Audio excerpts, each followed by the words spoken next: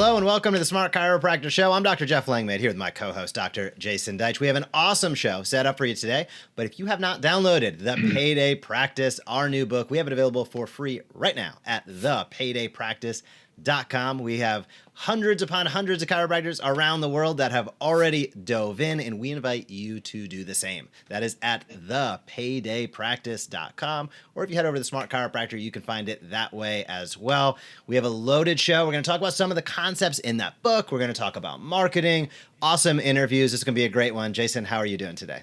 I'm doing great. I am really excited. As you said, hundreds of chiropractors. I'm not sure if we're in the thousands yet. We will be soon. Have downloaded the book. It's free right now. It's going to be on Amazon and Kindle soon, which means they're probably going to start charging for it. So get it now, not just because you're going to save a few bucks, but because you are going to learn how to finally get out of the monthly financial stress that most chiropractors suffer from. It is Jeff and I's pride and joy. It is work we are extremely proud of because we think it's going to make a significant difference in your life. With all that said, I'm excited because we finally launched it. This is like 4 years in the making. It's finally out. It's finally there. And we've got so much to share on this show about that and so much more.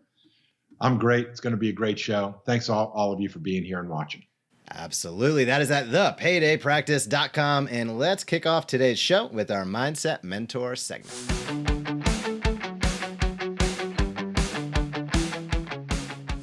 Welcome to the Smart Chiropractor Show and the Mindset Mentor segment.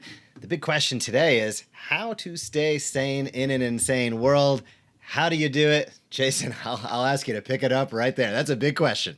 Well, you know, this is what many of us are facing, myself included, which is why I sort of chose this topic right now because, if you're watching this in real time, there's some crazy stuff going on out there right now, regardless of which side of the aisle you are on. I'm in the aisle, and I think all sides are nuts right now. It is just beyond understanding, and that's kind of really the issue. Nobody's understanding the other people's side, and we are really in what I have seen to be the most polarized circumstance in my lifetime. I'm sure there's been others that have been worse, but we are in a time where I don't think it's crazy to call it crazy.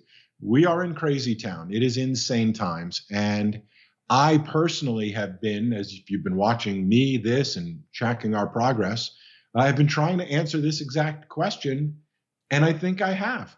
Many of you have watched over the weeks. I went to Dr. Joe Dispenza's week-long meditation retreat. I do a lot of personal growth and development work on my own. I read most of the popular books that are out there and many of the classics that have been out there. This has been a topic and subject that I have been passionate about, both for my own personal benefit. I like staying sane in an insane world, but also because it's such an important topic for chiropractors in our profession, because we are really in the crosshairs. We've been in the crosshairs of insanity for several years now.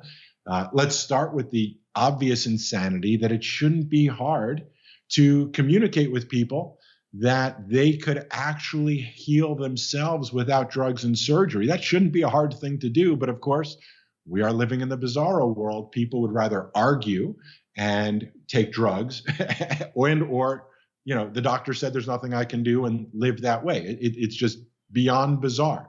And if you've been doing this for several years, you're not just new out of school, you may have accumulated some of that crusty mind sense that kind of goes, what is going on in this world?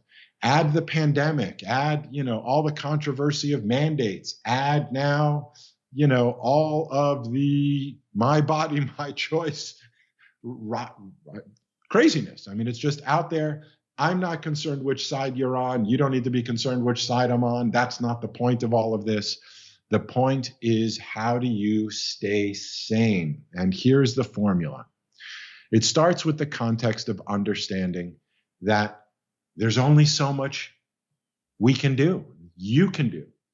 And that's really what my takeaway is and my gift to share with you that shifted things for me. I was going through a period where I stopped liking myself. I stopped liking most everybody else because I was just so involved and interested and really caught up in all these different topics, primarily the mandates. It's just beyond my understanding of how we could live in this world with such, I don't know if you call it tone deafness or corruption or all of the above. It just is out of control and crazy. And we all have our versions of what that is. And here's the formula that has been working for me. I invite it to share it with you. It's taking a pause and recognizing and realizing what it is that you are going to get involved and do something about. That's what my message was for me. If I'm not going to do something about it, then I'm simply wasting my energy getting crazy about it, complaining about it, getting around other people who get all riled up about it. If I'm not going to take action, if I'm not going to donate money, if I'm not going to engage and get involved to do something that can actually make a difference, then I shouldn't be spending my energy, focus, time, and mental sanity on that topic. And I invite you to consider the same. If you're not going to make this your thing, that you're going to put your effort, your energy, your dollars, your time, your voice behind, if you're not going to go all in behind a cause, then focus on those causes you are going to put your time and energy into. And I came up with a little bit of simple formula. A lot of people like to simplify things. I love talking in terms of bumper stickers because it's just easy to remember. So here it is. We're going to write it down. Focus plus action equals progress and sanity.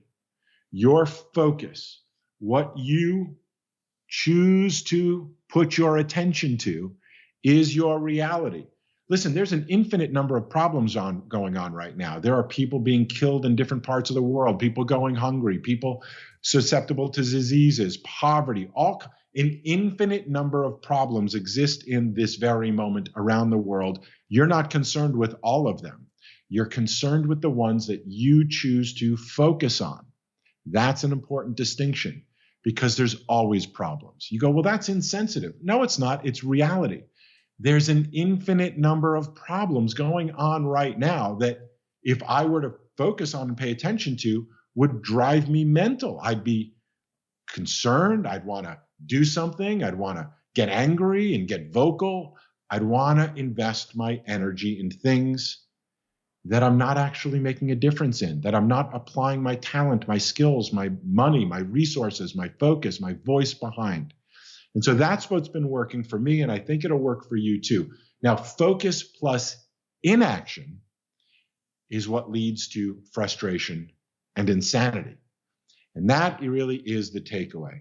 You get to choose. Are you going to focus and take action and be sane?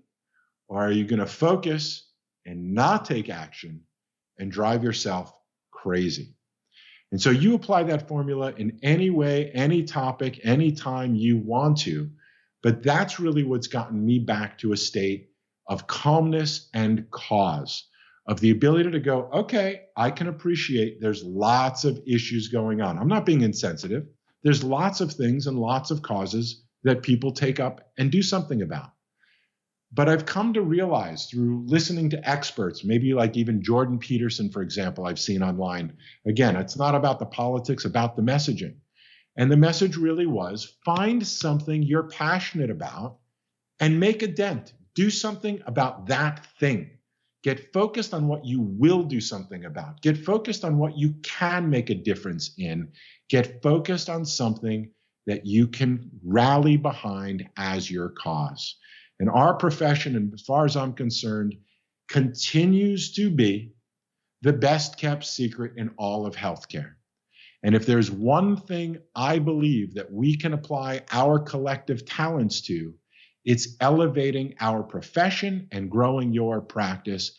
And that really is what is driving all the passion you see with Jeff and myself, the Payday Practice, our book, our done-for-you automated marketing programs, our reason for focusing on email and social media. It all comes down to exactly this same principle and philosophy. This is something we can do something about. So focus and action equals progress and sanity. That's why we do what we do. And hopefully it's going to be the reason you do what you do. Jeff, I say thank you for bearing with my good times and not so good times and the insanity we've all been just somehow getting through with a lot of unknowns and a lot of uncertainty. So thank you for being a friend during those times. What comes up for you in this formula? I know, we sometimes trade, I'm up, you're down, you're up, I'm down. That's what friendships are all about. What's your takeaway from all this? I think the big thing is focusing on what you can control. It's sort of slightly different take on what you just described. And ultimately, there's just a lot of stuff going on, as you said, and too many things that any one person can have a meaningful impact on in a realistic way, especially as you have a chiropractic practice trying to take care of people in your community. So really being able to focus on what you can have some level of control over, I think, is an important part about it.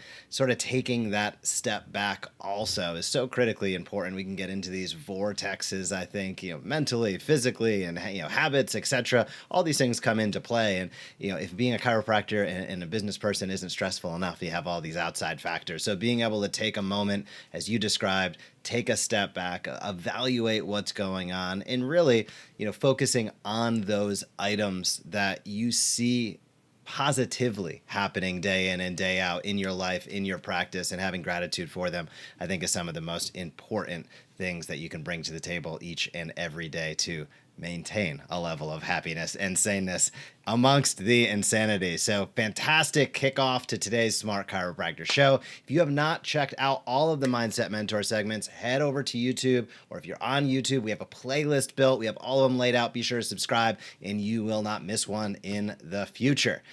Now we're going to head over to our clinical conversation on today's Smart Chiropractor show.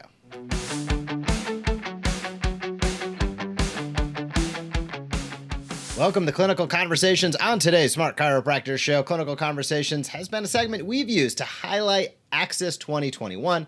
That was Smart Chiropractor's online clinically focused event. Details for Axis 2022 are coming soon. But 2021, we had a variety of really awesome guests putting out information that was supremely powerful, and towards, if not at the top of that list, was Dr. John Rosa. Dr. Rosa is a fantastic chiropractor. He also has acted as a direct liaison to the White House amongst a variety of different administrations regarding the opioid crisis, opioid epidemic. He taught on that exact topic for Axis 2021. We're going to visit a little sneak preview here, about 10 minutes of his talk, where he is describing where did the opioid crisis come from. If there's anybody in our profession that has the knowledge to speak on this topic at the highest level possible, that undoubtedly is Dr. John Rosa. So if this is a topic that interests you, and it should, because it is impacting people in your community day in and day out, stay tuned over the next 10 minutes. Get those pens and paper out, because Dr. John Rosa is about to share some very powerful information with everybody watching the show today. Where did the crisis come from? Let's move into some of the things that brought the over prescribing things to bear. So we had an origin of an epidemic, a heightened intensity to aggressively treat pain. So these medications are being pumped out. The pharmaceutical companies are scratching their head and saying, yeah, we're making this and it's pretty incredible. And people in a hospital setting with crush injuries and major surgery or passing a kidney stone, and it's incredible how pain is controlled under those circumstances. Why aren't we treating anybody and everybody in pain? And they went after that market, produced fraudulent information that they knew was borderline at nothing, and then started paying the physicians that were participating in this research to make speeches and lectures across medical schools and institutions, including and through the government. The first study was done with 36 people in a hospital setting. They were given medication and then let go after a procedure and said there was zero chance of addiction. Well, that doesn't even make any sense. I mean, how do you even use that as your ground, the leveling playing field to say that that's going to be the case for anybody taking this going home for a toothache? Then there was aggressive advertising. So the pharmaceutical companies went in bananas and started developing programs for reps to go to doctors and say, if you're not treating pain aggressively, you're a bad doctor. And it started with foot soldiers, but then went into paper, television, radio. And then, of course, that whole government and corporate corruption as an overlap is there. So we also saw what was said, the fifth vital sign. That pisses me off. It should you, because we know what vital signs are. They're measurable things. You don't take a temperature by guessing. You don't take a respiratory rate by guessing. But pain is completely subjective. You're totally leaning on what they're going to say to you. But that literally went in as a vital sign into the hospital systems, into the VA, into medical doctor's office. And they were prescribing, if that little smiley face to frowning face, the 5 things, if you were in the middle or higher, you were prescribed an opioid because you had to treat people in pain. And then the government gave bonuses to hospitals. Now, I know these hospital boardrooms because I've actually been in a few. Now, I know that all they're concerned about is how much money they made versus how much they spent. That's all they're concerned about. They have to make sure that the money keeps flowing through the system or the hospital doesn't exist. So the government, through Medicare, Medicaid systems for state and federal, they would pay bonuses based on how well you controlled pain. Regardless, if somebody went in with a skin rash and was given a topical cortisone cream and they were asked about their pain and they're like, well, yeah, my back bothers me, I work construction. They were given an opioid, and they were given it at alarming rates because the system, when it controlled pain and showed improved it, it actually received bonuses through the government. The writing is on the wall. The announcements of death rates going through the roof. We're talking 13, 14, 15, 16. It was obvious. Things were being written up. It was on television. All while that's happening, they're getting laws passed through the money given to congressmen and senators for re-election, and the attorneys who were making these laws and decisions that get pushed up to get a pen to ink it. 56 lawyers from the DEA and Department of Justice were hired by pharma. 56, and 2 of those were at the highest level. 2 deputy attorney generals. Attorney generals are our highest law enforcer in the land. 2 of the deputy attorney generals came out and were hired through pharma. Now, when decisions get made, and if you don't think the deputy attorney general still has a bat phone that could connect to the attorney general or their people and saying, hey, we need to calm this down. Don't go after these guys. This is a source of business. We're treating pain. It's pretty obvious how that revolving door in politics, you're an attorney working for the Department of Justice. What you make is tenfold when you're out and promised that job when you're working for Purdue. And this is just a massive scale. And it shows at the end, pharmaceutical donations to campaigns. Obviously, combining half of that chart to the right doesn't even equate to combined efforts of the largest, which is the pharma company. It's a controlling factor. So how opioid dependence are progressing over time? An interesting fact, you're happy when you're first taking it. It's pain relieving, and it actually gives you that sense of like I said earlier, that I don't care. But very quickly, it could be after a few days or a few weeks, and in some cases a few months, the medications, your brain starts to dampen the effect of it because it doesn't like to be overstimulated in that way. So you get what's called tolerance, and your brain is trying to protect you by saying, I don't know what the heck's coming into the system. And initially it was the opposite, telling you better go find that. It makes you feel good. But then after a while, the brain shifts and says, well, wait a minute. I don't know about where we're headed with this. I'm going to dampen the effect of the receptors for an opioid because I'm not really liking what's happening to the frontal cortex, which is actually getting smaller. So we go into protective mode. Then you're unhappy for obvious reasons. And here's the kicker. There's an increased sensitivity to pain that occurs. So one of the major side effects to opioid medication is hyperalgesia. What the hell is that? You're taking a medication for pain, and one of the major side effects is that you actually have increased sensitivity to pain. So where do you think the prescribing habits go? The milligram level has to go up, and the frequency of the pills being taken has to be decreased. So you're taking stronger medications more frequently through the day, and you can imagine where that cascade of events heads. what happens? They can't get the prescription anymore because they've reached the max. All the noise and confusion, and doctors are concerned, I'm going to get sued too. They start telling their patients they can't prescribe it anymore. This is where the whole thing blows up in everybody's face, because now they have to go get those same pills on the street. There is no way their body is going to survive a day without having the medication, and they're cut off. Those pills are $60, $50, $60, $100 a pill, depending on the milligram strength and who you're getting it from. And some of these people habits are at 30, 60, as high as 100 pills a day. You can imagine, after selling them their belongings, the loved ones' belongings, after stealing them or selling them their bodies and themselves, eventually can't even keep up with that. So that $5 little bag of heroin that gets waved in front of their face, that they said they would never be that person to do that, that's where it starts.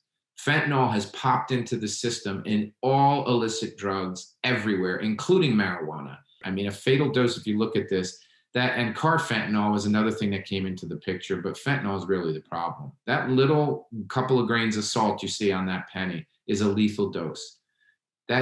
And there are kilos and kilos of this at a time being confiscated, and they're only a fraction of what's coming across our border.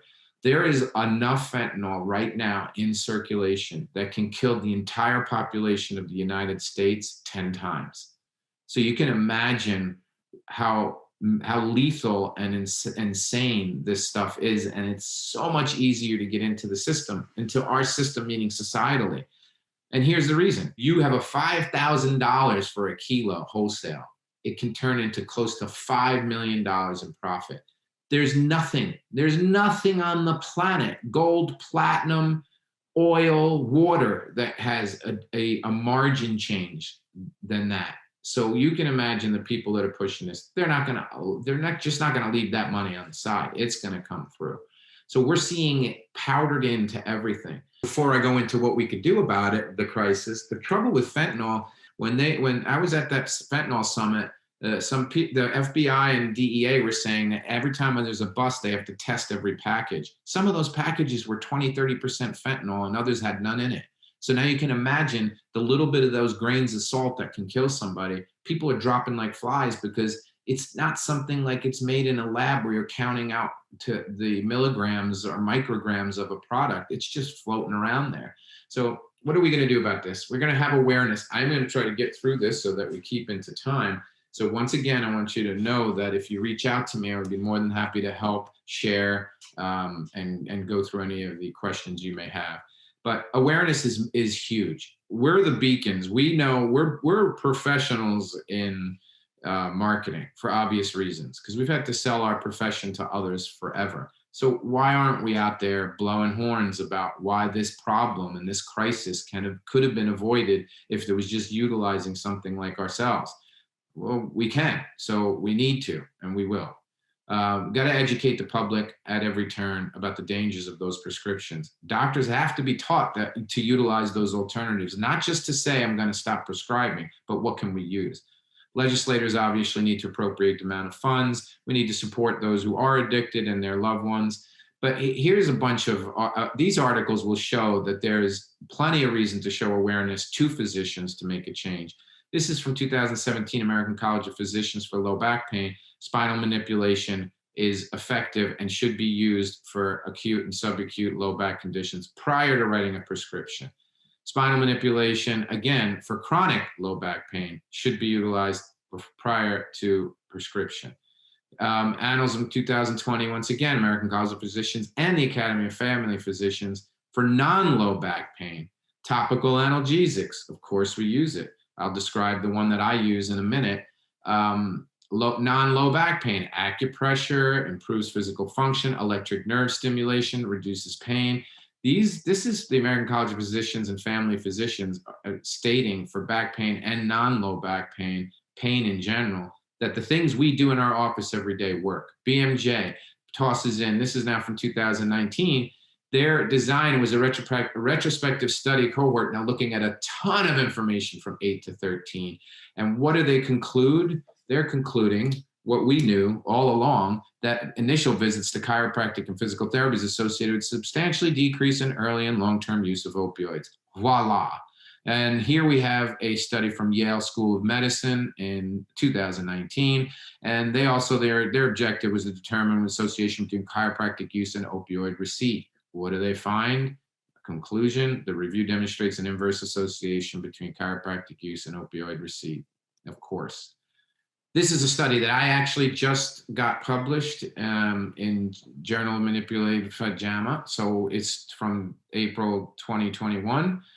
This 30% decrease, what I did here was I infused myself into a medical office, and I had a room and I did my managing of all my clinics there, but I physically was present.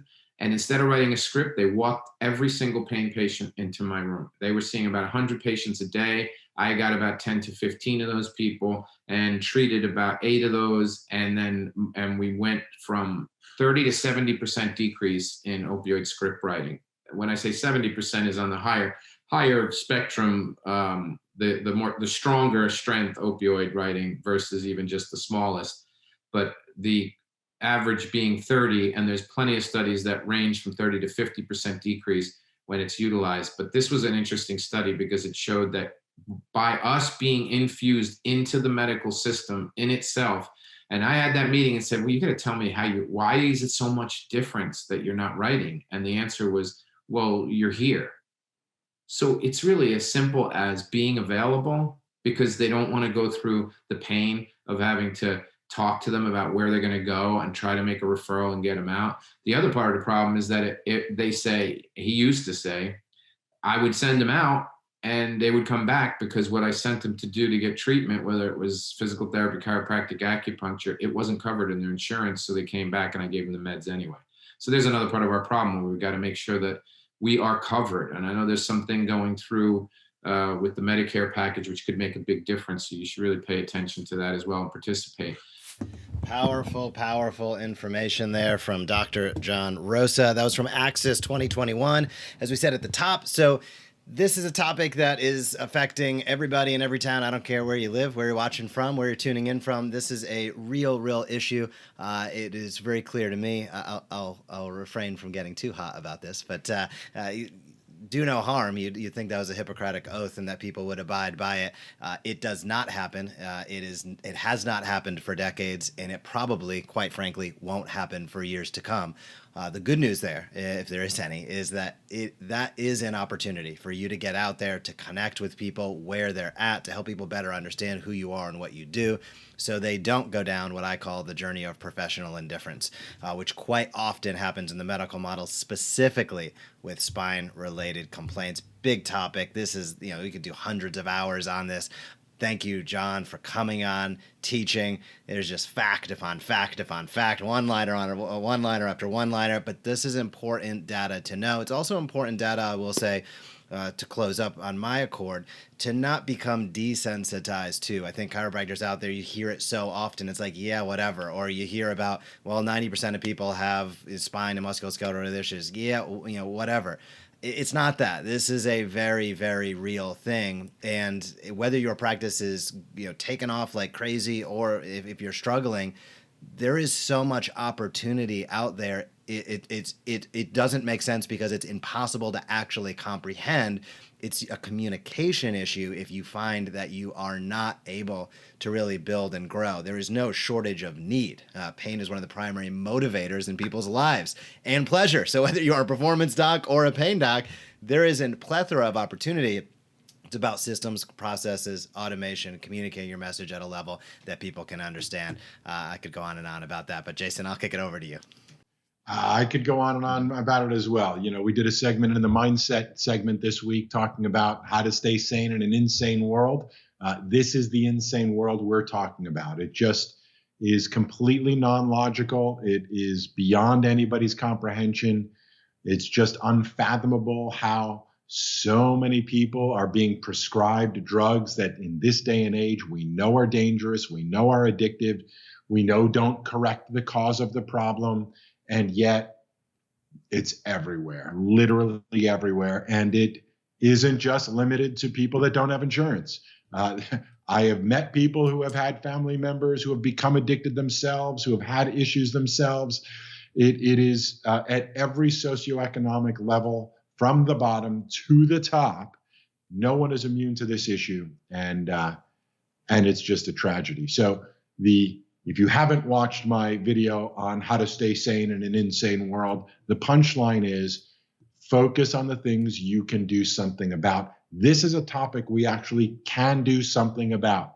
So helping people understand the impact of correcting the cause and actually being available to do so is really the difference that makes the difference. Complaining about it doesn't help. The medical establishment seems to just throw wood on the fire to keep it burning. It just doesn't make any logical sense whatsoever. But if you know, you know. And if you know, it's time to do something. And kudos to John Rosa for, busy guy, very busy guy, multiple clinics, as you said, worked as a consultant to the White House, doesn't need to be sitting in a room in a medical office to conduct research in order to establish something new that hopefully makes a dent in the universe. And you did, John. So bravo to you for doing something about it. Bravo to you for bringing it all to us. And thank you for having that kind of passion and fortitude and intellect to make something happen. So thank you, John. Indeed. And if you are listening and watching and you haven't seen all of what we presented at Access 2021, head over to YouTube, subscribe. We got a playlist with all of these bits and pieces, and keep your eyes and ears peeled for what we got going on with Access 2022, which will be coming up later this year. Our next segment's going to back right into this topic. We're going to talk research that matters. Our topic is how to prevent sciatica. Let's head over there, break it down, and have some fun in the process.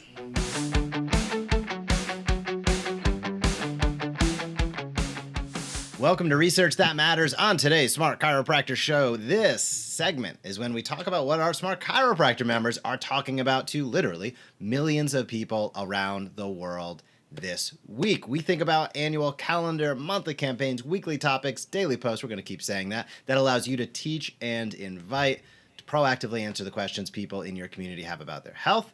Our monthly campaign has been all around sciatica. Our weekly topics tie into that monthly campaign. We're in the final week of June, and our final weekly topic around the topic of sciatica is how to prevent sciatic pain. That's named that way for a few reasons. Number one is because that is quite literally what people search for when they look online. So when you're utilizing our SEO juiced blog post and getting them up on your website, I'm foreshadowing for what we're going to take a look at later with one of our member highlights, this gives you an opportunity to showcase that you know the answer to their question. You can build trust, you can educate, entertain, you can teach. Every time you teach, you have the opportunity to invite. And if you do that consistently, you're going to build a better practice. So on the topic of how to prevent sciatic pain, our members are getting all of the consumer-facing information. For that, I wanted to pull out a couple of the research tidbits, put it a little bit more into doctor, physician, chiropractor language, and just talk about the topic. Again, this ties into what we just discussed, or Dr. Rosa just discussed, with the opioid epidemic.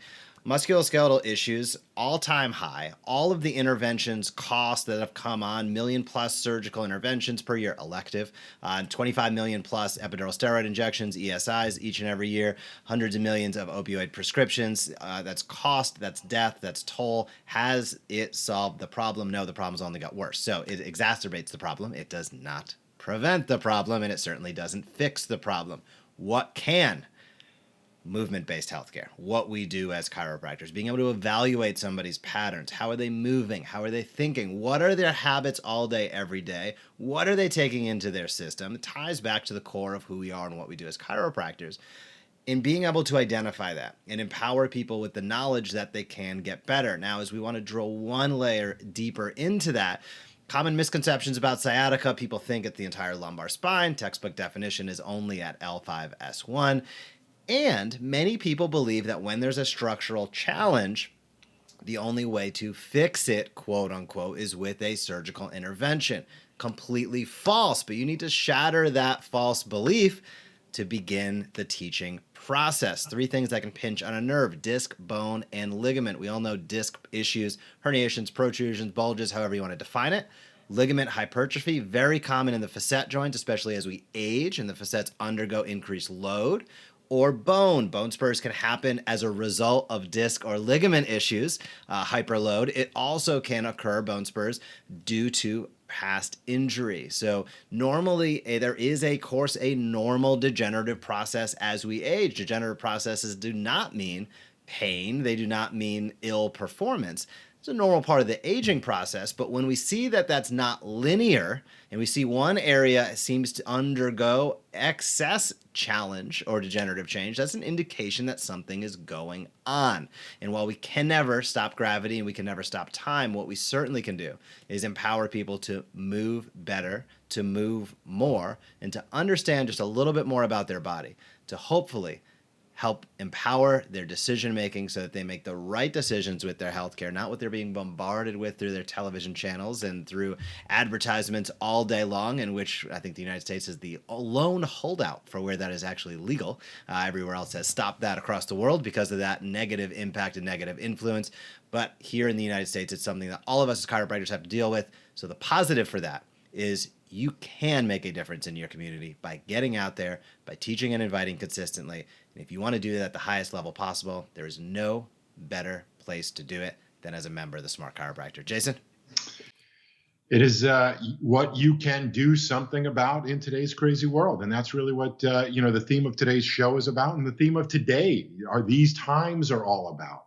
There's a lot of problems out there. The question are, which ones can you solve? And this is one that I'm going to say, for the most part, in some cases, only you can solve. That's not all the cases, but in many cases, that is true. And it's just time for us to make sure we keep our eye on the ball. And there's a lot of distractions and there's a lot of frustration. There's a lot of legitimate issues out there that deserve attention and deserve focus. But the ones you should really spend or invest the most amount of energy in are the things you can do something about. And that's what we love to do, is help you help others. Sciatic is one of those.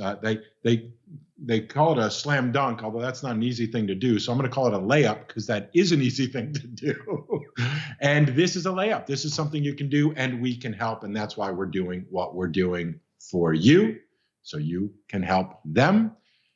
Because it's obvious the world just doesn't know. If they did, there's no way they could continue to go down this pathway. And the only solution to this craziness is for enough of us to collectively stay focused on getting the message out to as many people as we possibly can. That's our vision. Hopefully you'll play a part in that. You benefit because you attract people who want your help. They benefit because they get the help that they actually need to heal themselves. And collectively, our profession benefits because we're actually working together in a coordinated way and building momentum in getting our message out to the masses. So thank you for letting us help you if you are a current member. If you're not yet a current member, let us help you. These are the messages that need to get out to your community. If you're going to do it on your own, bravo to you. Most likely you won't do it close to the way we can do it. What we have found to be the best solution is to work together, hand in hand like that. Let us help you, help them. You do what only you can do. Let us do what only our team can do. And together, let's work and make a positive difference in the world. This is one of those topics that deserves your attention. Absolutely. And if you're listening and watching and you'd love to discover how we help hundreds of docs reach out to tens of millions of people each and every month, head over to thesmartchiropractor.com. Again, that is thesmartchiropractor.com. And I think it's time to take a look at this in action. Let's head over to our member highlight segment on today's Smart Chiropractor Show.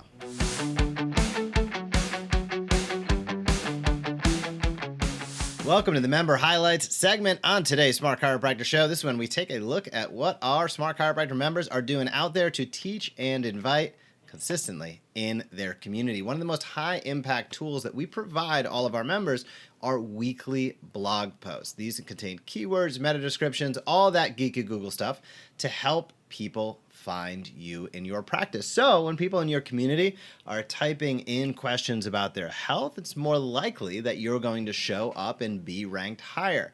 The only way Google knows you exist is based upon the amount of information you have on your website, how it's structured, and what are the content clues? If your website only had one word on it, that's not a lot of clues to tell Google what should show up.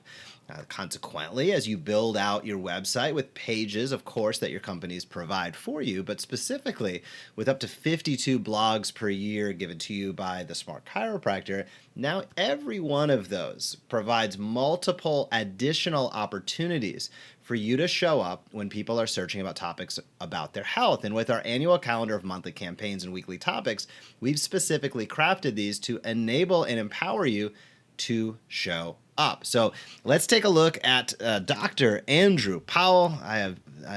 Jason and myself know Dr. Andrew. We haven't seen him in a little while because he's been in Australia. A little difficult to travel in Australia over the last couple of years, but he does a fantastic job. We're going to take a look at his website and just kind of peruse through. He's got multiple pages of blogs. I arbitrarily sort of chose one here, but it's just to give you a little bit of a feel of what this could look like.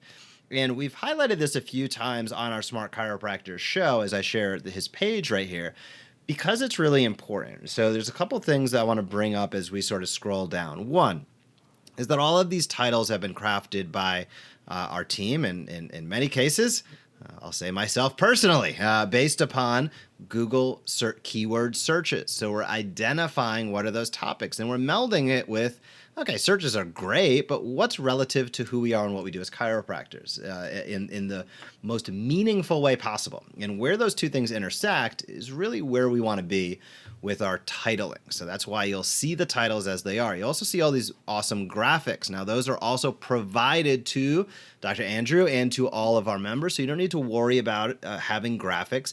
And graphics matter. They are supremely important. And that kind of ties into my third point right here. Is we're scrolling down and you're seeing what he's posted here in the past. You'll notice it just looks nice. You go to a website that has a good user experience, great graphics, clear titles. It's crafted in a way that looks clean. It's easy to understand what's going on. You are more likely to quote unquote convert the patient. Somebody's coming, say it before we say it again. People don't cruise your chiropractic website for fun. They're there for a reason. So anytime that somebody leaves without making an effort, meaning making a conversion step, whether it's a call, whether it's hopping on your email list, engaging with content, it's a missed opportunity to the nth degree because they're there for a reason. And if they're not engaging with the conversation, if they're not reaching out, now might just not have been the right time, which is why collecting the email is so important. But it certainly showcases that things are missing on your website. Many chiropractors out there have hundreds upon hundreds, 750 is the average that we see. We'll round it up just for convenience sake and say 1,000 people visiting a website each and every month. And new patients, I mean, if you're cooking, you're probably at 50 new patients, 60 new patients a month. Most chiropractors are more like 25 to 35 new patients a month, which can be a very healthy practice. But what's happening to the other 950 plus, 700 plus? I don't care if it's 200 plus people that are visiting your website. Question becomes, how do you make your website work better for you? One of the best answers, the clearest answer, and the most impactful answer that we can say is by continually publishing fantastic content that proactively answers the questions people have. That was a long diatribe, Jason. What are your thoughts on getting content up on the website and what Dr. Andrew Powell is doing down there in Australia? You know, like chiropractic in the human body, it is a holistic process. It is not just one part of the body that does it all. It works in tandem and in conjunction and synergy with the rest of the body. This is how you should look at your marketing. Making sure that when people search, they find you for the topics they're looking for and you are relevant. That is a simple equation to make sure you hit. The challenge is that many chiropractors stop there. They think, okay, got it. When they look, I'll be there, good enough for me. But it is really the holistic perspective, and this is really the value of what we do for Andrew and many others, is providing you the topics, providing you the graphics, providing you the written blogs, the social posts, the weekly email newsletters, the printable newsletters that you hand out over the counter, the streaming video. It is really understanding that these are pieces of a larger puzzle. And the larger puzzle is making sure that you really present yourself as a teacher. Doctor means teacher. That your practice is as much an education center as it is a center for healing. That people come to you because they know you are the expert in these types of topics that can help people heal naturally, and they can keep on learning from you month after month after month after month. This is a perfect example of how to do it right. But for those of you that want to understand kind of how it fits into a bigger picture, it's not just one piece. It is a piece of a larger puzzle. You are a teacher. You're a doctor. You're a teacher. Your practice is a place people come to learn about themselves, not just about chiropractic and what you sell, but about themselves and how to take care of themselves, and how what you do can help them take care of themselves. That is the shift in understanding how to communicate with the people in your community. Andrew's doing a great job. Again, the name of the game, just to make sure that you get it, is to teach and invite consistently. It is in the consistency, day after day, week after week, month after month, year after year, that builds the momentum and really builds your reputation of somebody who cares because you show up and share. Great job, Dr. Andrew, and stay tuned next week. We'll have another member highlight coming down, and take the information that we provide in the member highlights and utilize it to your heart's content. We're always showcasing what our members are up to, and these are really strategies for growth. So if you write your own blogs, you can have at it. I heard a friend say lately, you shouldn't spend your time doing $20 tasks when you should be doing $250 an hour tasks. So blog writing is a skill. It is an art. That is not to diminish it, but I got a feeling in your practice, you make the revenue by adjusting the patients, which is the most important point, and communicating effectively. So we have the strategy. If you'd love to learn more, head over to thesmartchiropractor.com. Again, that is thesmartchiropractor.com. Keep your focus on those highest value tasks in your practice. And I'm going to say, look towards partners that can help you automate the rest, especially when there's a high skill level. And I don't think there's anybody that does the blogs better. So head over to thesmartchiropractor.com. And without further ado, let's head over to our featured guest segment on today's show.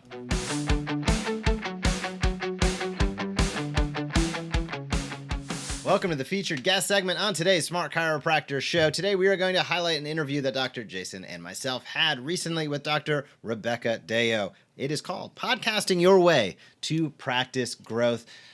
Rebecca has a fantastic podcast called Better Doctor Project. You can definitely check that out. We'll drop some links down below. Wealth of information, excited young chiropractor making waves happen. We dove into a bunch of topics, including podcasting. Here is that interview. It's in its entirety with Dr. Rebecca Deyo.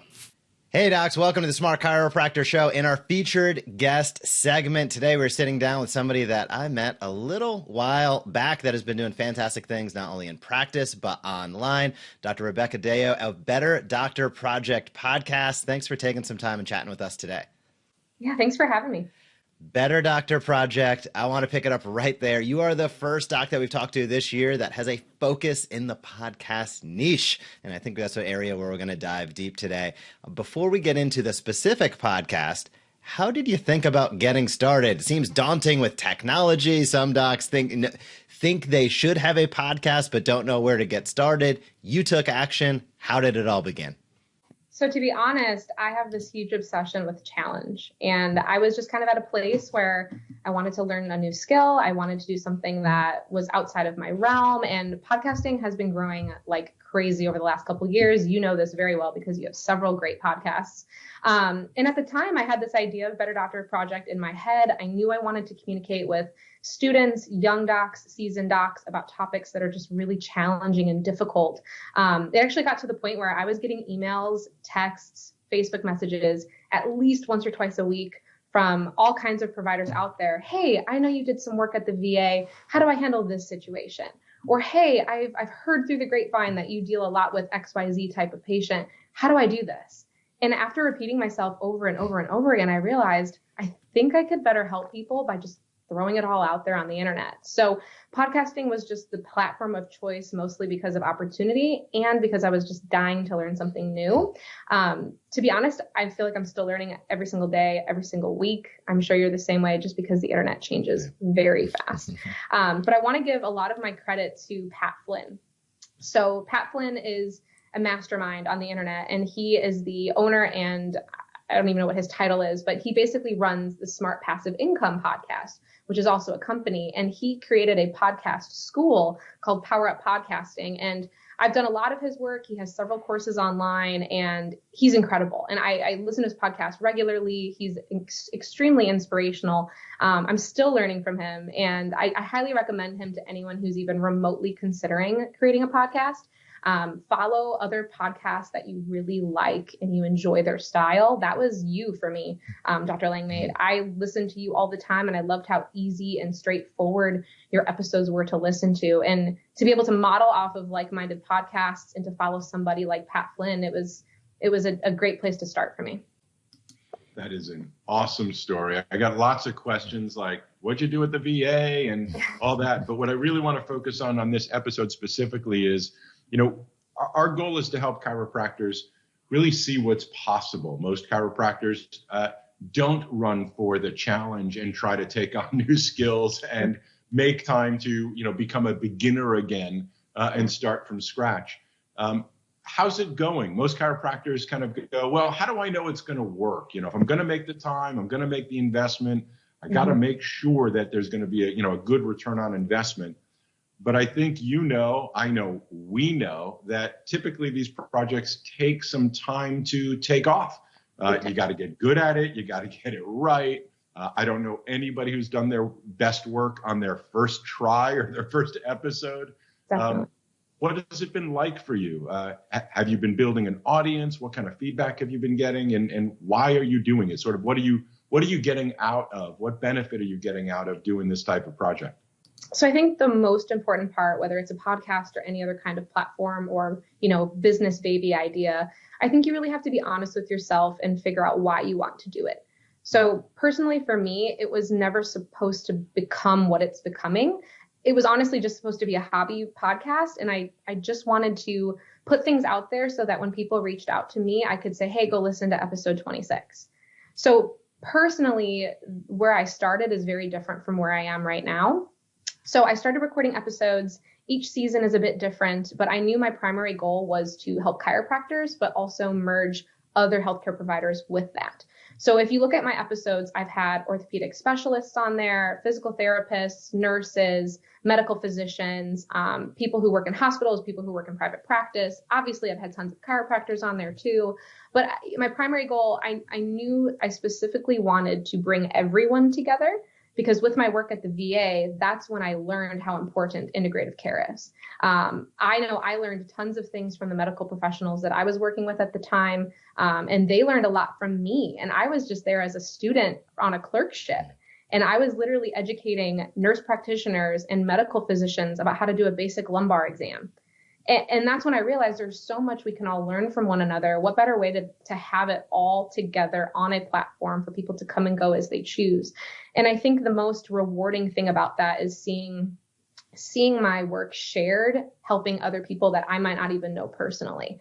I've had so many people reach out. My friend in California was struggling with this in practice, and I sent them this episode, and they reached out to me and told me that they've been able to improve their patient communication. And I think I just get a personal joy from it.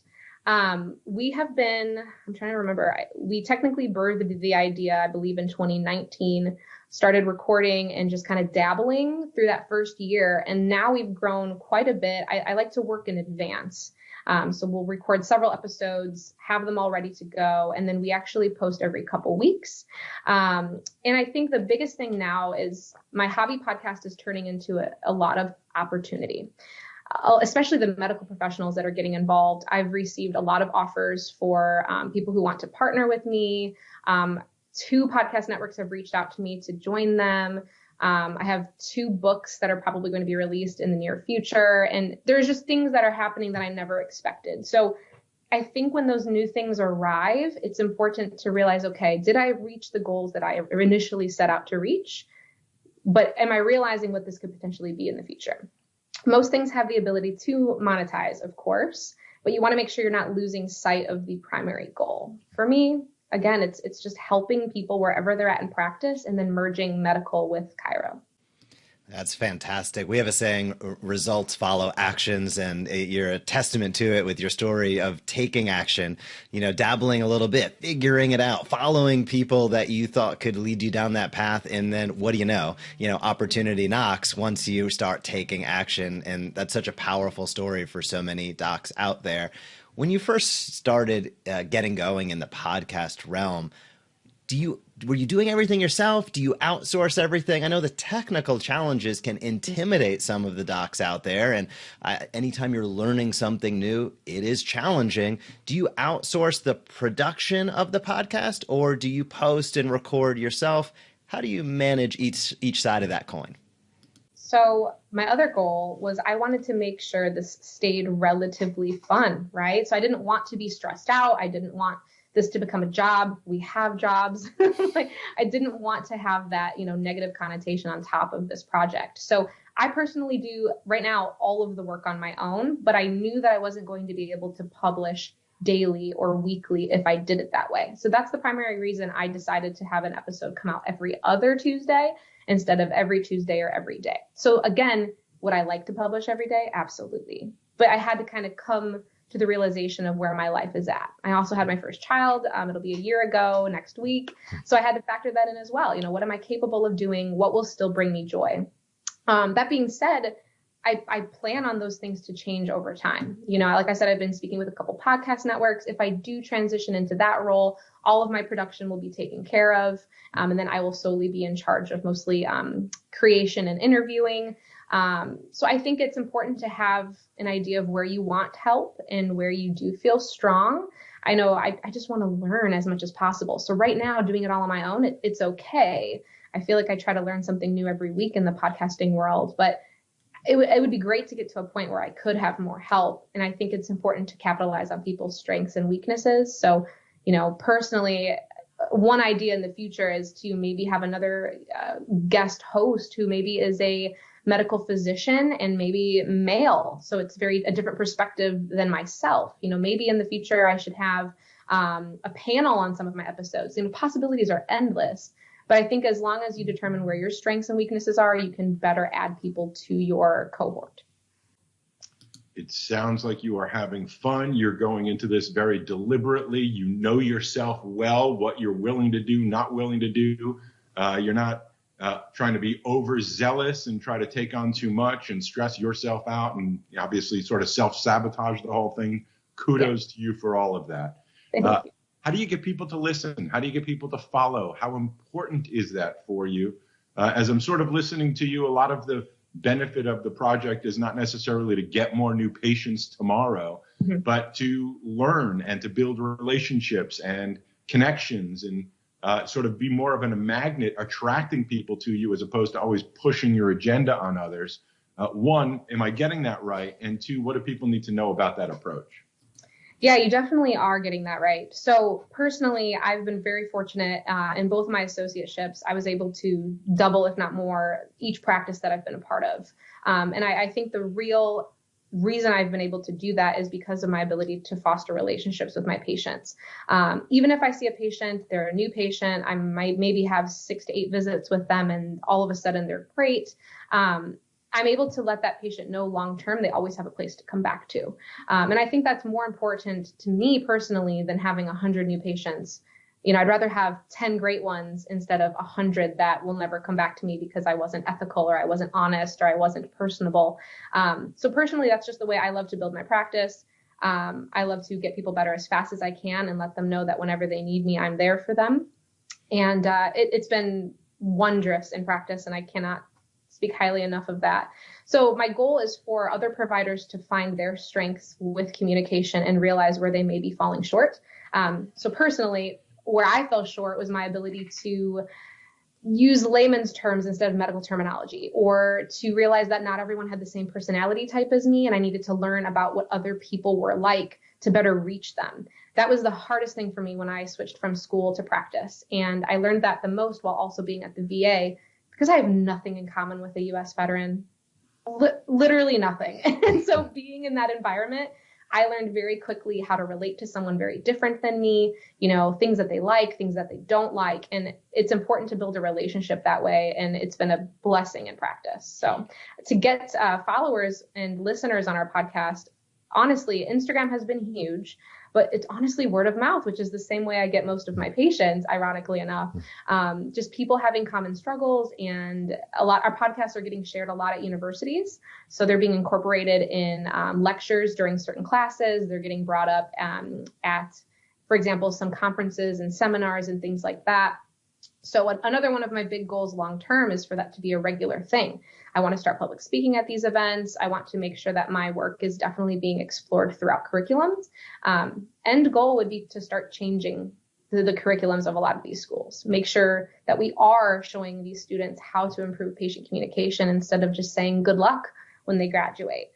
Obviously, the didactic part of our learning and training is so important, but we're just missing a critical piece. And I would love this podcast and Better Doctor Project as a whole to inspire these changes in the universities. I think you are well on your way. How do you stay consistent? Getting out there in 2019, dabbling, becoming more consistent into 2020, 2021, as we roll through into 2022. What are maybe the strategies that you use to be able to stay consistent with content production? Because so many docs out there struggle with it. Yeah, the number one gold standard for me is using a database system. So I'm not sure what you guys use, but personally, I love Airtable.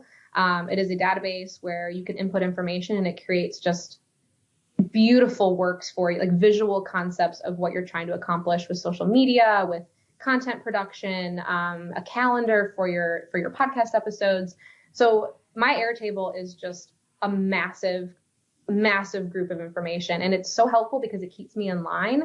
I have it set up in a way where if I have a busy week and I'm unable to work on the podcast, I can pick up right where I left off. I don't have Post-it notes all over my office. It's just all concise in one location. So I highly recommend Airtable. There are a few others out there that are very popular, most notably Monday.com. A lot of people have heard about them. So I recommend them. You can get templates for content production. I personally made my own to kind of tailor it to exactly what I wanted, but that's what I recommend. What a lot of people don't realize is there are a lot of automated processes out there. So personally, I use scheduled emails, scheduled communication services to make sure that everything is very streamlined. And it's ironic because it takes away half my work. So I have emails going out and I don't even know what's happening, and they're just scheduling people for me. I use Calendly, which is a scheduling service as well for everything. It automatically puts my meetings and interviews in my agenda, in my planner. I use a digital agenda called Artful Agenda, and that has been life-changing because it syncs with my Google Calendar, it syncs with iCal, it syncs with Zoom, it syncs with everything. So I think I always say, work smarter, not harder. And that has been really, really effective for the podcast because I'm able to do so much more and still spend time with my family, still be very, very busy in practice. I think when you lose that, everything becomes a chore and you lose a lot of passion for it. So automated services for the win. You are speaking our language. Obviously, we at the Smart Chiropractor would fully agree to work smarter, not harder. Right on. We're drinking your Kool-Aid. I don't know. Maybe you're drinking ours or whatever. Here, cheers to automation. Yeah. So I want you to think out loud with us about how you came to the conclusion of wanting to help doctors, and just your thought process on, why not go to the public directly and help. I think chiropractors are probably trying to figure out, well, how are you getting more new patients by talking professional to professional and not necessarily to patients or potential patients or just people in general. Help break that down. Why did you decide that? Obviously, you're still very young relative to those that have been around for many, many decades. How did that become your passion to want to help other chiropractors and help connect the dots as to how that's actually building your practice? Well, I honestly think it stems from my childhood. My dad's actually a chiropractor, and there are 10 chiropractors in my family total. I married one, so we got an extra one out of that deal. So my dad growing up, he was very integrative in his mindset, and that was less common back then. I think he graduated in the early to mid 80s or so from Palmer Davenport. And so growing up, I always saw him working with other docs. I always saw him letting students shadow. I always saw him helping other people when it wasn't even convenient for him to do so. And so watching him do that, seeing how successful he was in practice, to me, it was just, you can't have one or the other. You have to do both. He had tons of students go through and become chiropractors themselves, come back and help him with other projects. It was like this reciprocal partnership that was effortless. You know, when you're really helping people because you want to just genuinely help them, they will help you in return. And it's just easy. I mean, I don't know how else to describe it, but even while I interview medical professionals, I've been able to figure out we have mutual patients. I'm learning that, hey, they know so-and-so who lives in California that I went to school with in Iowa. It's a small world, even outside of chiropractic is what I'm learning. For example, last week I had someone on an interview who lives in Pennsylvania. She's actually, she's an influencer on Instagram, not a healthcare provider. And when I was interviewing her, she actually ended up needing a chiropractor because she's having post-COVID issues with her musculoskeletal system. So she was telling me all about her back pain. I ended up hooking her up with a chiropractor in Lancaster, Pennsylvania, through the Forward Thinking Chiropractic Alliance. I mean, possibilities are literally endless. So I think for me, learning and meeting as many people as I can, it just creates these opportunities you would never think otherwise of, you know, whether that's healthcare related, just simply fostering a friendship, being colleagues in a space where you promote each other and grow together. And when your patients see you doing these things, they're automatically interested. You know, my patients, sure, I mean, they know I have a podcast. They know that I'm active with politics. They know that I'm doing this, and that. And they will literally tell me all of the time how much they love that, to know that I'm passionate about what I do. We can all just show up and see our patients, and that's fine. But patients will be able to tell every single day if you're in it for the right reasons. They can tell that you're truly passionate about what you do. And that for me, I think is another way I've just been able to grow the podcast and grow my practice at the same time. They're totally separate entities, but they go together so well. So even though on my episodes, I'm not obviously trying to get new patients, I think because the podcast fires me up every single time I interview, that same passion I can take with me to practice every single day. Leading the way you do is awesome. Congratulations on the success of the podcast, on taking action.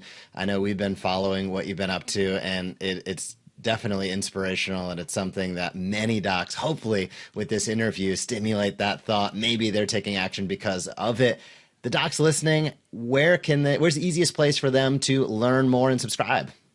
Honestly, the easiest place, wherever you get your podcasts, Better Doctor Project is the name. We're also on Instagram at Better Doctor Project. We do have a website, betterdoctorproject.com. You can literally find us anywhere. Feel free to reach out to me if you literally need anything. You can tell that my number one passion is just communication and helping others. So I'm always a text away, an email away. I love helping people out wherever stage, they are in practice. So feel free to reach out to me with any questions. Awesome. Thank you so much, Rebecca, for coming on. On behalf of Dr. Jason and the entire Smart Chiropractor team, we'll talk to you very soon. Thank you. Thanks. Awesome interview with Rebecca. If you have not checked out the Better Doctor Project podcast, please do so. And you might hear some familiar words. We are doing some promotions with that podcast right now. We love what she is up to. And if you want to check out The Payday Practice, that's what you'll hear on Better Doctor Project podcast. The Payday Practice, which is our new book that recently came out, all about building monthly recurring revenue to meet or exceed your expenses so you can reduce your stress and have a lot more fun in practice in the process. That's about memberships and subscriptions. You can check it all out at thepaydaypractice.com. Be sure to subscribe to her podcast as well. Jason, any big takeaways there? I love people who take action. She's taken action. Putting your message where your mouth is and, making it happen is a phenomenal thing that deserves to be applauded these days. In the day and age that most chiropractors are saying, I don't have the time, I can't, I'm either too busy or I'm not busy enough, which means I got to work to get busier. People tend to forget that it's really all about getting your message out to the masses using these types of technologies. She's doing it. It's awesome. Great interview. Indeed. Well done, Rebecca. And again, check out that podcast. We'll be sure to drop some links down below. But on today's Smart Chiropractor Show, I'm going to move some things around on my screen, and then we're going to head over to strategic marketing.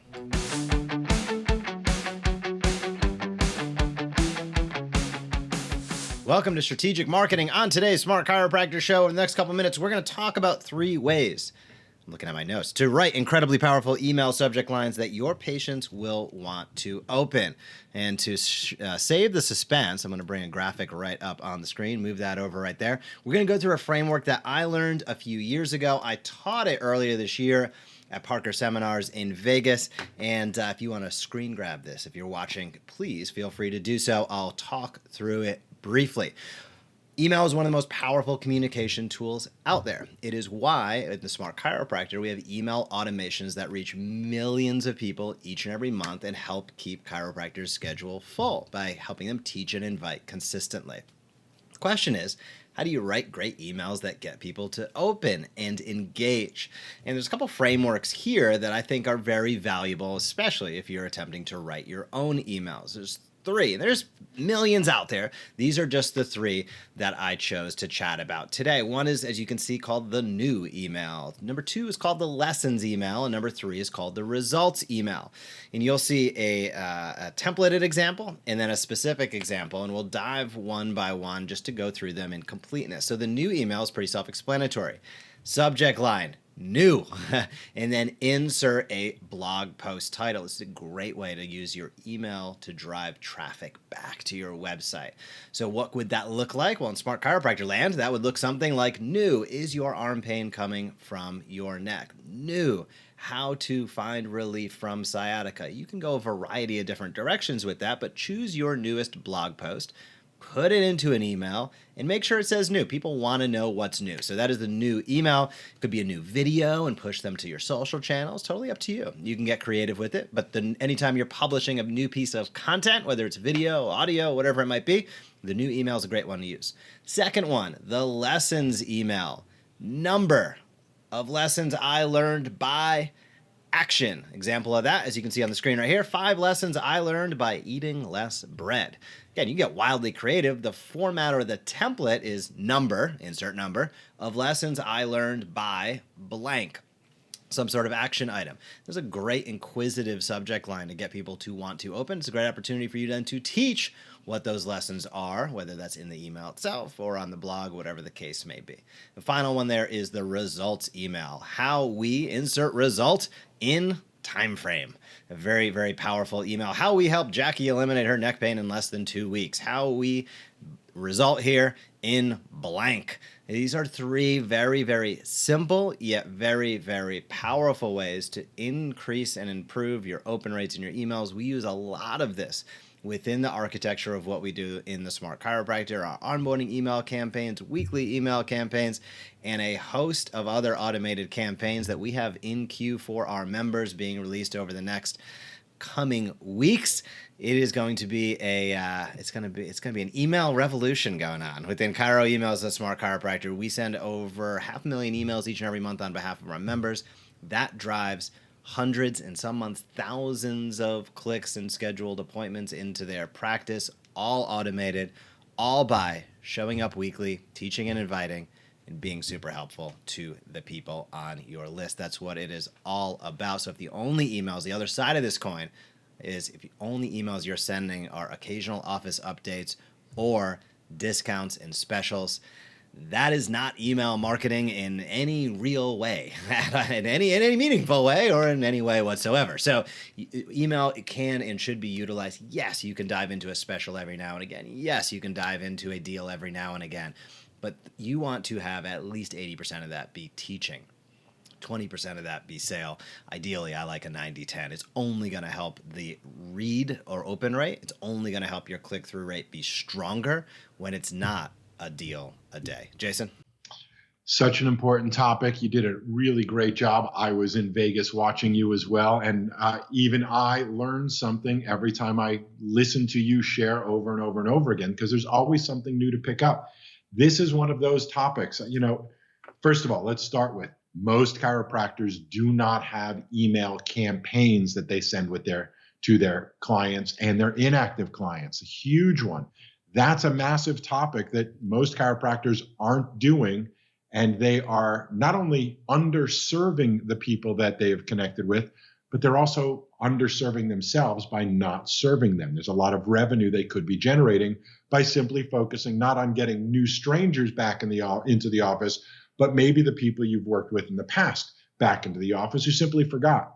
So staying top of mind through appropriate emails on a consistent basis, as Jeff said, not sales, not discounts, not whatever you want to call, we need more new patients. So we're doing an event called a new patient appreciation something or whatever it may be.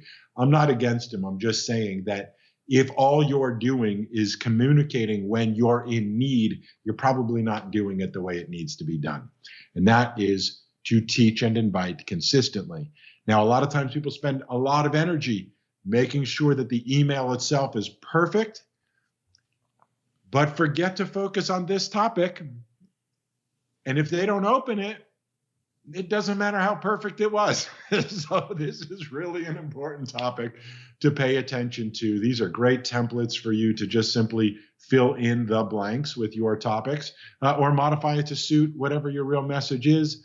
There is no one-size-fits-all solution for everybody. It really is about learning and then personalizing it for you. Our job is just to keep you making sure you're paying attention to the things that are most important, which is you communicating with your people on a consistent basis, not just selling them, but teaching and inviting them on a consistent basis. And two, giving you the easy access to the answers. This is the answer key. This is the Cliff Notes. This is your fast track to success instead of going, well, that's a good idea. Maybe I should go study how email marketing works and beginning from scratch. You can count on Jeff and I to be your partners here to guide you through the maze of technology and content that you need to figure out in order to be able to get great results consistently. Again, we're not talking paid advertising. We're not talking limited campaigns that just get them in. We're talking about building connection, building relationship, building trust so that when people are ready to make a decision, there is no decision. They're coming to see you. Why? Because you've demonstrated that you care, you've demonstrated that you're smart, and you've demonstrated that it's important to stay connected, and people value and appreciate that very much. That is correct. And if you'd love to learn more about how we can help you automate your email campaigns and all behind the scenes, all going out each and every week, you don't have to miss a thing. You can head over to thesmartchiropractor.com. That is, again, thesmartchiropractor.com. Check out everything we have going on with Smart Chiropractor and Chiro emails and see for yourself just how powerful it can be in your practice. Let's wrap up today's show with business principles.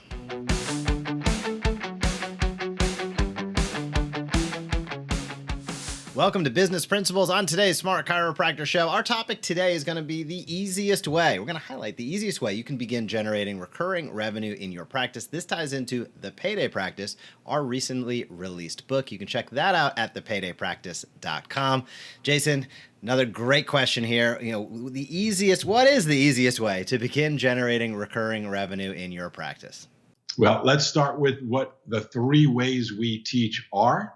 And then we'll cut to the chase and get to the easiest one. So number 1, again, hopefully you'll read the book. Please read the book. Not for us. We wrote the book. We know what's in it. For you, so that you can benefit from all of the information we've poured into it for your benefit and for your community's benefit. There are 3 ways to start generating monthly recurring revenue, the way we teach it. And way number 1 is to provide your physical services. Just like you're providing now, let's assume you're a chiropractor, let's assume you're providing adjustments, and let's assume that you could be creating a membership program for people that want your services proactively. That means not the reactive people that are coming in, it hurts here, it hurts there, it hurts somewhere else, but for that new audience of people that have either been your clients in the past and said, I like you, oh, you mean this actually could help me even if I'm not in pain? Or those people that go, I'm not in pain, I don't need you, and you can go, I actually have a plan for that. So your physical service is number 1. Number 2 is your knowledge, just like what we're doing here. You're smart yourself. You could be sharing information with your community. You could be generating monthly recurring revenue in a variety of different ways by sharing your knowledge and your passion to connect and share and teach others. But your question, Jeff, was, what is the easiest way? And the easiest way to get started really is, and I say easiest by measuring how much effort it takes to sustain, okay?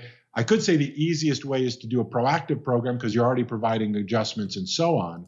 But I'm going to interpret the question to say the easiest way to continue to generate recurring revenue with the least amount of long-term effort, not bending over a table, not doing another video to teach another topic for your members per se, but helping people buy your favorite version or brand of the products they're already buying anyway, that they have probably at some point asked you about in the past, that you never had the system set up efficiently to help subscribe and save or drop ship to their door on a subscription basis, just like Amazon, just like Athletic Greens, just like hundreds of other supplement companies that have understood, not just for business, but for service.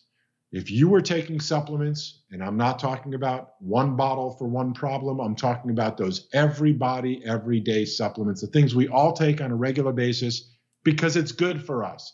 And we're likely never going to stop taking it because it is good for us. Those are the types of supplements that you want to offer your not only active patients, but your inactive, the people that have been in your email list, the people that are following you on social. We call that category your health tribe. So your active clients, your health tribe, the people that you can connect with digitally, social, email, and the people that you can be and should be teaching through the different ways we're helping you and supporting you in teaching, whether you do it on your own or whether you're a client or soon to be client of ours. We provide annual calendars with monthly campaigns, with weekly topics and daily posts. What does that mean? That means we do the hard work to make it easy for you to teach a different topic every month to your community, including the social posts, the email newsletters, the variety of different blog posts and other things we do for you that you can personalize yourself and help your community get smarter. That is what a smart chiropractor does. It teaches your community so they can be smarter. Smarter about what? Smarter about how they can benefit from the services you provide. Now, in this case, the services and products you provide. No sales necessary. People are often taking, our guesstimates and research suggests between 50 and up to 70% of your practice is currently spending money on products they should be buying from you. Not just any products, but those subscribe and save recurring products. Recurring products equate to recurring revenue. You should be generating monthly recurring revenue in at least one of the three ways I'm teaching. Our best recommendation is actually to do all three. Well, if you want to learn more about all of that, of course, you want to read the Payday Practice book, you want to watch our webinar, and you want to attend our 30-day accelerator training so you can not just learn it, but you can actually go through the process of setting it up, launching it, and generating recurring revenue in 30 days or less. You could actually get started sooner than that. So, easiest way to begin generating recurring revenue in your practice is to make sure you are offering people the products they're buying anyway on a subscribe and save drop ship basis so that it's easy for them. We make it super easy for you to be able to do it. Recurring revenue is the name of the game. Ask financial advisors, ask your financial advisor, ask anyone who's in another business about the smartest way those industries are growing their businesses. You'll find out it's monthly recurring revenue. You'll at one point graduate up to annual recurring revenue. We'll get to that at another time. But right now, making sure that you have enough monthly revenue coming in to cover your monthly expenses going out is the way to have peace of mind in your heart, in your mind. Why?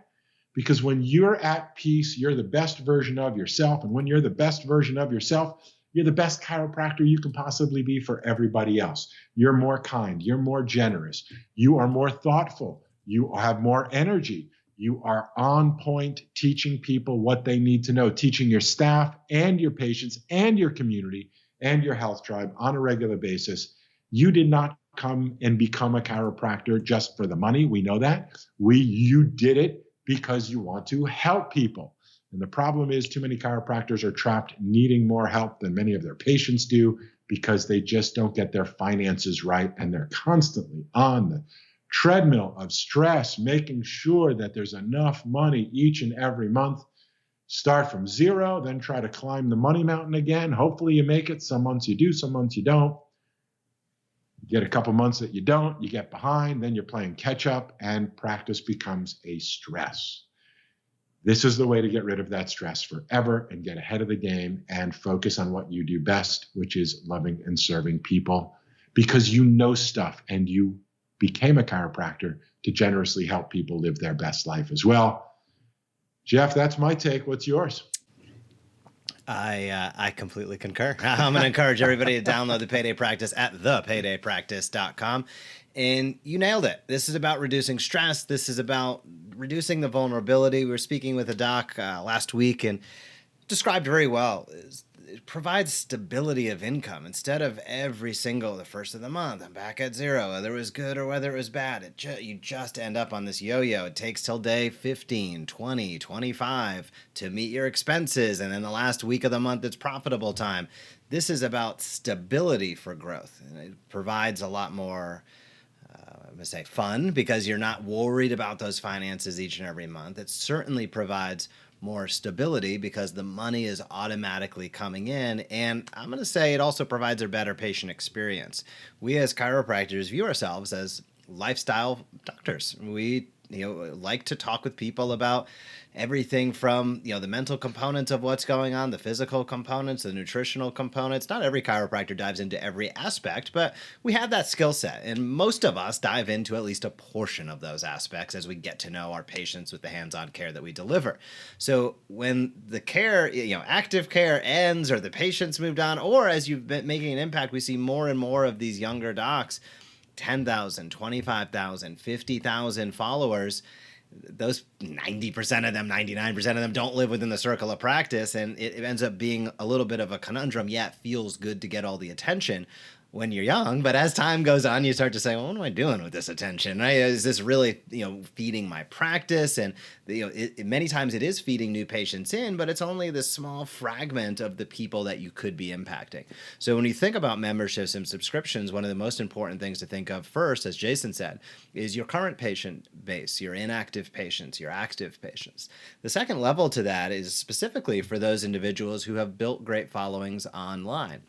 And those who have built great followings online, this is just, it's obvious. It's how business is done. It's how it goes. But many, I'm going to say, chiropractors that have built great audiences online have never really built the skill set to understand how to monetize that audience. And I mean that in a positive way, not a negative way. This isn't about extracting money out of people based upon some unfulfilled promise. This is people are following you quite often because of the health advice tips that you give, and they want to know what you'd recommend that they should do.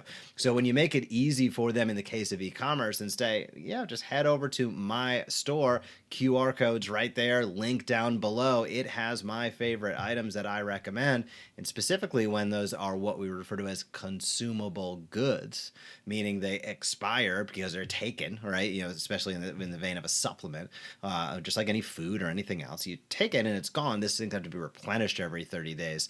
That provides the subscription component of it. So regardless, I always like to say, regardless of how you practice, I don't care whether you're into pediatrics, I don't care whether you're into pain and rehab, I don't care whether you're into lifestyle and wellness, I don't care if you are into movement-based care, subluxation-based care, I don't care.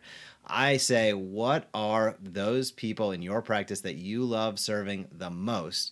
What are the products and services that they are utilizing? Because in many of them, 70% plus, as we talked about, are taking everyday supplements, and probably many of them are taking crappy quality from questionable places, and they could be and should be purchasing it from you.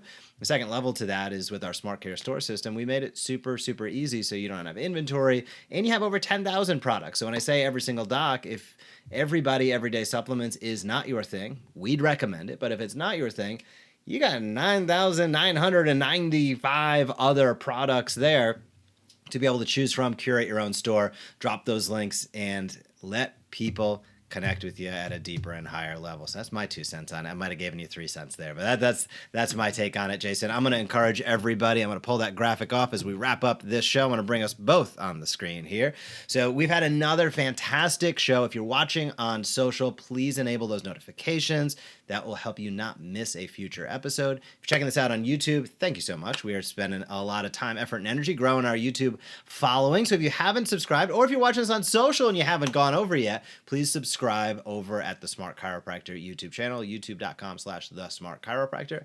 And while you're at it, we'll have one more ask, but this is going to be more of a gift than an ask. We are happy to gift you a free copy of our new book, The Payday Practice, at thepaydaypractice.com. That's what I'm wrapping up with, Jason. Any closing thoughts?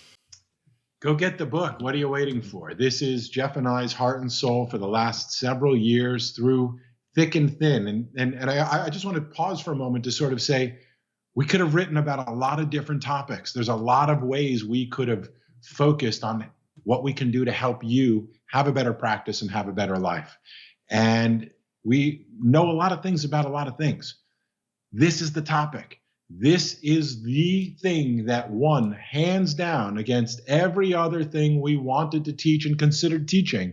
This was the thing that we felt was the most valuable thing we can teach you, because it is the underlying foundation of just about every decision that you make moving forward. We started by sharing how we can help you get more new patients, how we can help you teach more people about what you do. And too many chiropractors kept going, yeah, this is good. This is wonderful. I think it's great, but I'm desperate. I need more new patients like now. I can't wait for people to learn stuff. I need more new patients. And we heard that so many thousands of times that we kept looking and going, why do so many chiropractors constantly need more new patients all the time? Like emotionally, like I need them to stay in business. Add the pandemic to it, and it just got worse. And that was our motivation for really choosing this topic to write about and really put our reputations and our lives behind. We have kind of pulled out all the stops. We've pivoted our business. We've actually started several new businesses in order to provide the machinery, the tools, the back end it requires to not just go, well, that's a good idea. That's really awesome. How am I going to do that? But to go, that is a great idea. That is awesome. And you're going to teach me, and you actually can help me do all of this. That's hands down something absolutely fantastic. We're excited about it. And I think if you take the time to read the book, you're out on the beach, you're out in the forest, you're out doing by the pool in the backyard, looking for something to read. This will be the best read of your summer if you're a chiropractor and if you want to handle your financial future. This will be the best read you can possibly have all summer. I promise you. Go get the free book, money back guarantee. How's that? Just playing around. Go get the book. Have a good time. Enjoy your summer. And thank you for watching. Keep watching.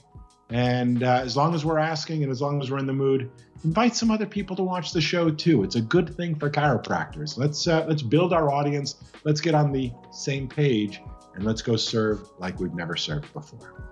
We will see you next week for another Smart Chiropractor show. In the meantime, head over to thepaydaypractice.com. Again, that's The Payday Practice. On behalf of Jason and our entire team, thank you for being a chiropractor. We'll see you next week. Have a fantastic day. See ya. Thank you so much for watching this video on the Smart Chiropractor. To not miss a single thing that's clinically oriented, marketing oriented, or more, be sure to subscribe to our YouTube channel today.